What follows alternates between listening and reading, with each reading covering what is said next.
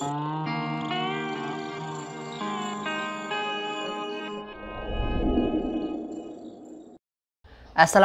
warahmatullahi wabarakatuh. Kembali lagi dengan saya Ahmad Bustanul Arifin. Untuk kesempatan kali ini saya akan menjelaskan tentang pendataan tenaga non-ASN. Sebelum kita ke informasi, alangkah baiknya Bapak Ibu bisa like, comment, share, dan subscribe channel saya. Atau Bapak Ibu juga bisa join di grup Telegram saya di STTID Aba Channel. Dan juga Bapak Ibu bisa follow TikTok dan Instagram saya di @abarifin_. Kita simak informasinya berikut ini. Nah, Bapak Ibu, yang akan saya jelaskan pada kesempatan kali ini yaitu tentang pendataan tenaga non-ASN. Nah, pastinya pada masing-masing instansi saat ini telah mengumumkan atau melakukan uji publik pendataan tenaga non-ASN yang ada di instansi masing-masing. Contohnya saja BKD Provinsi Jawa Timur. Jadi pada website BKD di sini telah disampaikan bahwasanya pengumuman uji publik pendataan tenaga non-ASN. Nah, di sini ada daftar nama yang telah masuk pada pendataan tenaga non-ASN atau yang telah terdata di Provinsi Jawa Timur. Untuk provinsi yang lain, saya yakin juga telah melakukan uji publik. Nah, untuk pengumumannya itu berbeda-beda.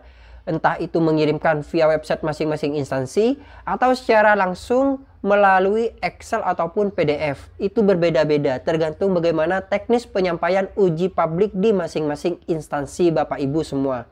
Nah, yang kali ini saya sampaikan yaitu untuk Provinsi Jawa Timur, di sini telah melakukan pengumuman uji publik. Pada pengumuman yang disampaikan oleh BKD tersebut, yaitu pengumuman uji publik, di sini terdapat beberapa jumlah yang telah lolos, entah itu THK2, XTHK2 maksud saya, pegawai non-ASN juga semuanya. Nah, di sini sudah masuk GTT, PTT semuanya sudah masuk, dan juga di sini telah ada daftar nama dari Provinsi Jawa Timur. Tapi yang akan saya jelaskan di sini yaitu bukan tentang uji publiknya, karena untuk video ini telah saya sampaikan di video sebelumnya. Yang akan saya sampaikan di sini adalah ketika Bapak Ibu itu tidak masuk pada pengumuman uji publik di masing-masing instansi Bapak Ibu. Nah, dengan kata lain prafinalisasi Bapak Ibu. Nah, Mas, bagaimana ketika saya tidak masuk pada pendataan tenaga non-ASN sedangkan saya sudah melamar atau sudah mengisi data pada pendataan kemarin? Bagaimana, Mas, langkahnya? Nah, Bapak Ibu bisa buka pendataan atau website dari pendataan tenaga non-ASN. Bapak Ibu bisa masuk pada pendataan non-ASN bkn.go.id. Di sini ada Bapak Ibu informasi baru yaitu tahap prafinalisasi. Pendataan tenaga non-ASN per 30 September telah masuk. Jadi semua yang telah dikirimkan oleh instansi Bapak Ibu, kalau Provinsi Jawa Timur yaitu ditangani oleh BKD Provinsi Jawa Timur, itu datanya sudah masuk Bapak Ibu. Dan di sini daftar tenaga non-ASN dapat dilihat pada web atau kanal instansi masing-masing. Bagi tenaga non-ASN yang belum terdata dapat melapor pada menu lapor di bawah ini, laporan di bawah ini. Nah, jadi maksud di sini adalah bagi Bapak Ibu yang tidak masuk daftar namanya di pendataan atau uji publik pendataan tenaga non-ASN, Bapak Ibu bisa melaporkan diri bahwasanya Bapak Ibu telah melakukan proses pendaftaran. Nah, dengan cara di sini Bapak Ibu untuk proses pelaporannya, Bapak Ibu bisa masuk pada non-ASN tidak terdaftar di finalisasi, di prafinalisasi. Bapak Ibu bisa klik di sini. Dan di sini Bapak Ibu bisa scroll ke bawah, akan ditampilkan halaman dashboard dari pengisian data atau biodata Bapak Ibu.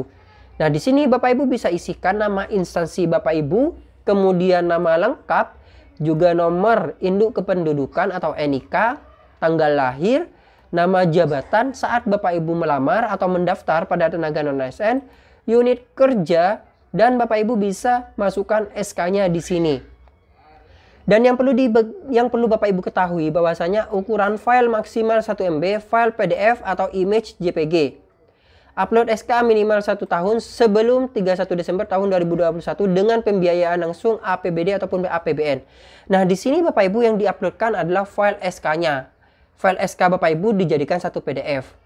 Akan tapi misalnya file PDF-nya itu tidak lebih dari 1 MB, masih penuh ruangnya, Bapak Ibu bisa lampirkan dengan bukti gajinya sebagai dasar mungkin nantinya Bapak Ibu. Akan tapi misalnya SK-nya terlalu banyak, tidak perlu Bapak Ibu, karena di sini yang diminta hanya upload file SK. Tapi minimal 1 tahun Bapak Ibu. Mungkin ada pertanyaan seperti ini, Mas, saya mulai dari 2017, apakah filenya dimasukkan semua? Kalau saran saya ketika masih cukup untuk kapasitasnya, tidak ada salahnya Bapak Ibu upload. Akan tapi misalnya ada pertanyaan, Mas, saya itu TMT-nya per 1 Desember. Nah, di sini apakah saya harus melampirkan 5 tahun terakhir? Tidak perlu Bapak Ibu. Karena di sini kan minimalnya 1 tahun sebelum 31 Desember 2021. Jadi otomatis Bapak Ibu tidak perlu 5 tahun, tidak perlu mengarang. Karena dengan 1 tahun pun itu sudah bisa masuk pada pendataan ini. Jadi seperti itu ya Bapak Ibu.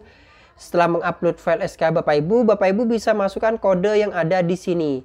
Dan jadi Bapak Ibu bisa masukkan misalnya 683C8. Kemudian Bapak Ibu bisa klik submit. Jadi seperti itulah langkah Bapak Ibu ketika tidak masuk pada uji publik di masing-masing instansi atau di pengumuman instansi Bapak Ibu. Semoga informasi yang saya sampaikan ini bermanfaat bagi Bapak Ibu. Ketika Bapak Ibu mengalami sebuah kendala, Bapak Ibu bisa cantumkan pada kolom komentar. Mungkin saya membaca, nantinya akan saya jelaskan atau saya balas. Kemudian Bapak Ibu juga bisa join di grup Telegram di STT Aba Channel. Terima kasih Bapak Ibu. Jangan lupa untuk like, comment, share, dan subscribe channel saya. Wassalamualaikum warahmatullahi wabarakatuh.